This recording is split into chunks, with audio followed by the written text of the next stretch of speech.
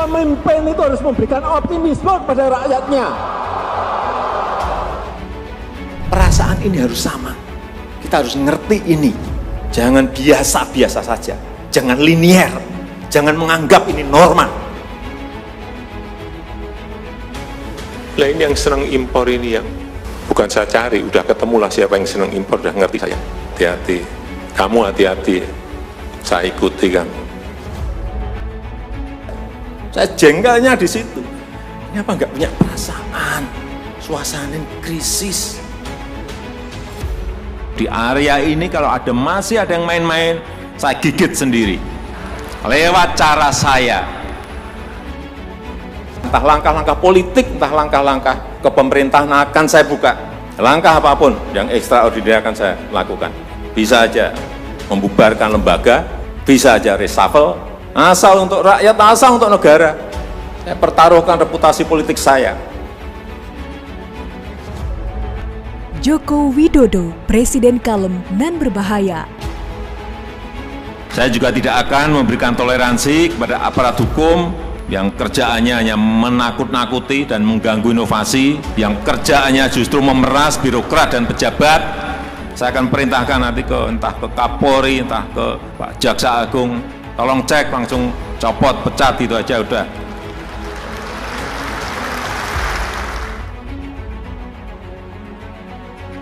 Ada sebuah pepatah berkata, marah yang paling berbahaya adalah marahnya orang pendiam. Pastinya kita tak jarang menemukan banyak contoh di sekitar kita atau menyadarinya dari banyak figur-figur terkenal. Salah satu contohnya ialah Presiden kita, Joko Widodo.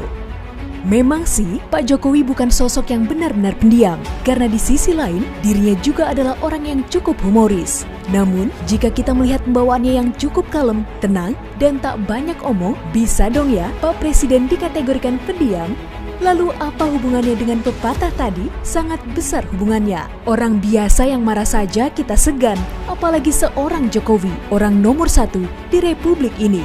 Tapi marahnya Jokowi adalah sebuah strategi yang bagus. Jokowi lebih kalem, namun berbahaya juga. Marahnya Jokowi hanya di saat-saat genting. Inilah pertanda bagi siapapun yang menjadi objek kemarahan Jokowi agar berhati-hati. Posisinya di ambang bahaya. Sekali Jokowi marah, artinya kartu kuning sudah diberikan. Berikut kita ulas kembali momen-momen ketegasannya selama menjabat sebagai presiden yang sudah pasti memberikan efek yang besar bagi negara ini. Ancam reshuffle menteri yang biasa saja hadapi krisis akibat corona. Yang belum lama terjadi dan cukup menggemparkan ialah kemarahan Presiden Jokowi kepada para menterinya saat membuka sidang kabinet di Istana Kepresidenan pada Juni 2020 lalu. Perasaan ini tolong sama. Kita harus sama perasaannya. Kalau ada yang berbeda satu saja sudah berbahaya. Jokowi sudah bicara keras sejak awal menegur menteri yang tidak punya sense of crisis di masa pandemi corona. Jokowi juga mengutip data yang memprediksi pertumbuhan ekonomi bisa minus akibat pandemi COVID-19. Growth, pertumbuhan ekonomi dunia terkontraksi 6, bisa sampai ke 7,6%. 6 sampai 7,6% minusnya. Bank Dunia menyampaikan bisa minus 5%. Perasaan ini harus sama. Tindakan-tindakan kita, keputusan-keputusan kita, kebijakan-kebijakan kita. Suasana adalah harus suasana krisis. Jangan kebijakan yang biasa-biasa saja. Menganggap ini sebuah kenormalan. Apa-apaan ini. Bahkan, ia mengancam akan membubarkan lembaga atau mencopot menteri yang kinerjanya dinilai biasa-biasa saja menghadapi pandemi corona. Tak hanya itu, Presiden Jokowi juga menyinggung sistem bekerja dari rumah atau work from home yang dilakukan selama ini justru tampak seperti cuti.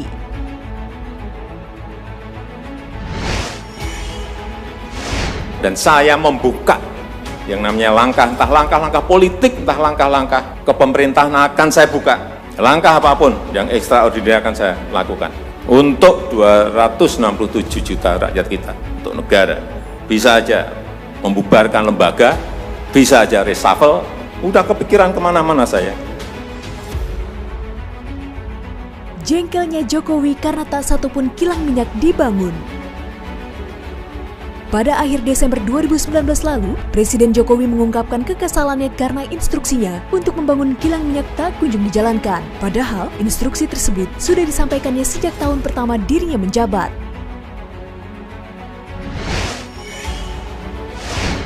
Sehingga saya sampaikan, sebetulnya saat pelantikan, habis pelantikan yang pertama itu saya sampaikan, saya minta kilang ini segera dibangun.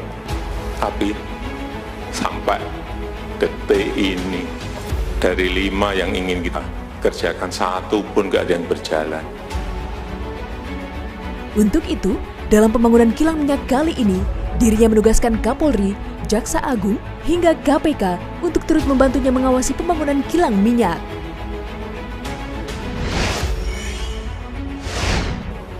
Saya sudah minta Kapolri ikut nungguin, Pak Jaksa Agung ikut nungguin, nanti saya minta KPK juga ikut nungguin, harus rampung. Pekerjaan besar ini harus rampung. Pembangunan kilang minyak sendiri ditujukan agar Indonesia tak lagi impor migas. Karena melalui celah impor migas inilah yang dimanfaatkan para mafia. Tak heran jika mantan Gubernur DKI Jakarta ini kerap melontarkan kekesalannya pada mafia-mafia minyak dan gas. Dirinya mengaku tak akan ragu bertindak kepada siapapun yang menghalangi pemerintah menekan angka impor migas. Lain yang senang impor ini yang bukan saya cari, udah ketemulah siapa yang senang impor, udah ngerti saya. Hanya perlu saya ingatkan bolak-balik, hati-hati. Kamu hati-hati, saya ikuti kan. Jokowi kesal dituduh PKI. Dalam sebuah sambutannya di acara Konvensi Nasional Gelang Kemajuan 2018, Presiden Jokowi menumpahkan curahan hatinya terkait isu PKI yang selalu dikaitkan dengan dirinya.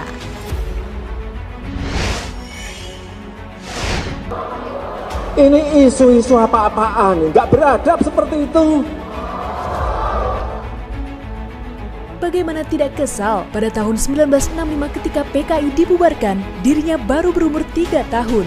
Jelas saja, tuduhan-tuduhan yang dilancarkan pada Jokowi kerap tidak masuk akal. Salah satunya, ya tuduhan bahwa dirinya adalah aktivis PKI. Ganti lagi isu PKI. Saya jawab, tahun 65 PKI dibubarkan. Saya itu baru berumur 3 tahun, 4 tahun. Masa ada PKI balita? Ingatkan kepala daerah jangan banyak membuat peraturan. Dalam pembukaan Rapat Koordinasi Nasional Indonesia Maju, pemerintah pusat dan Forkopimda pada 2019 lalu, Presiden Jokowi secara lantang dengan tatapan yang tegas meminta kepada kepala-kepala daerah untuk tidak terus-terusan membuat peraturan daerah. Ketua DPRD Provinsi, Kabupaten dan Kota, serta juga Gubernur, Bupati, dan Wali Kota. Jangan banyak-banyak membuat perda. Jangan banyak-banyak membuat pergub, jangan banyak-banyak membuat perbub bupati, jangan banyak-banyak membuat perwali. Negara ini sudah kebanyakan peraturan, dan negara kita ini bukan negara peraturan. Kita tahu bahwa Jokowi paling benci terhadap oknum-oknum yang membebani masyarakat, apalagi dengan banyaknya perda membuat para investor urung menanamkan modal di Indonesia. Padahal, semua investor membutuhkan kecepatan dalam pengurusan usaha. Hati-hati, stop itu udah. Dikit-dikit diatur, dikit diatur. Akhirnya apa? Kecepatan kita dalam bergerak, kecepatan kita dalam memutuskan terhadap perubahan-perubahan yang ada menjadi tidak cepat. Padahal sekarang negara sebesar apapun pengennya fleksibel, cepat merespon setiap perubahan. Jokowi marah karena Indonesia disebut akan bubar pada 2030. Mereka sudah bikin kajian-kajian di mana Republik Indonesia sudah dinyatakan tidak ada lagi tahun 2030. Mereka ramalkan kita ini bubar. Masih ingat dengan pernyataan Prabowo yang menyebut bahwa Indonesia akan bubar pada tahun 2030? Ternyata dibalas Jokowi loh. Dengan menggebu-gebu, Jokowi mengungkapkan bahwa pemimpin harus berada di depan saat rintangan datang dan bukan menyebarkan pesimisme.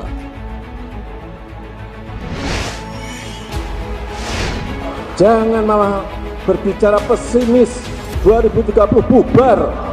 Pemimpin itu harus memberikan optimisme kepada rakyatnya. Pemimpin itu harus memberi semangat kepada rakyatnya.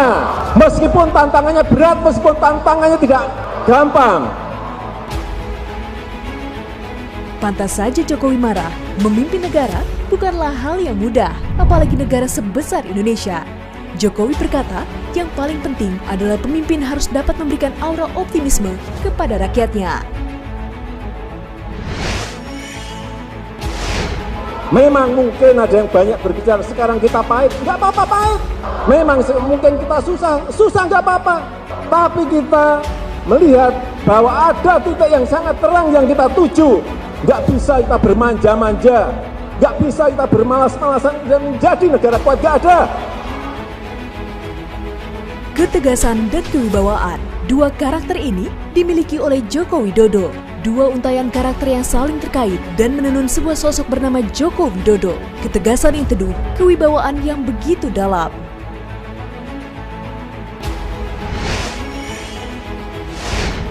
Asal untuk rakyat, asal untuk negara. Saya pertaruhkan reputasi politik saya.